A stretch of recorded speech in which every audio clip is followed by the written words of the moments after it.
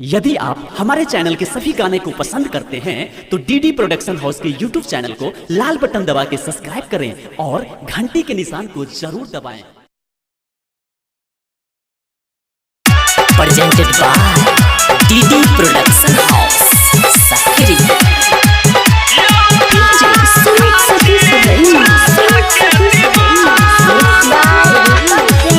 जखन मुरली के धुन बजाबै छी अहाँ सब के मन महिलै छी यौ कान्हा। जखन मुरली के धुन बजाबै छी अहाँ सब के मन महिलै छी। गैया चराबै ले रोज रोज जाइ छी क के कोनो बहाना। यौ कान्हा छी राधा के दीवाना। यौ कान्हा छी राधा के दीवाना।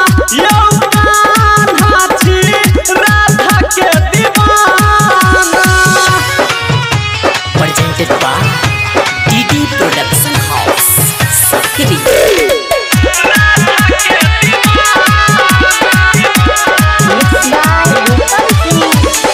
घट पर राधा के करै छी हरानियो। पन घट पर राधा के करै छी हरानियो। साचे में केलौं छलिया यो, दिल राधा पर कुर्बान यो। गोपियन सबके संग छोड़ दै छी आदत ये पुराना। यौ कान्हा छी राधा के दीवाना। यौ कान्हा छी राधा के दीवाना। यौ कान्हा छी राधा के दीवाना। Presented by DD production house सकरी।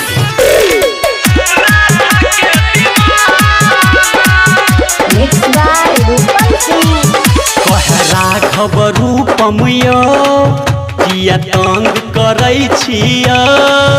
कहे धर्मवीर धुरंधर यो किया तंग करै छिया। अहाँ राधा रानी के फेरा में हरदम मतंग रहै छिया। धर्मवीर धुरंधर अहाँ के कान्हा गायब सुनाबे गाना। यौ कान्हा छी राधा के दीवाना। यौ कान्हा छी राधा के दीवाना। यौ कान्हा छी राधा के दीवाना। जखन मुरली के धुन बजाबै छी अहाँ सब के मन महिलै छी यौ कान्हा। जखन मुरली के धुन बजाबै छी अहाँ सब के मन महिलै छी। गैया चराबै ले रोज रोज जाइ छी क के कोनो बहाना।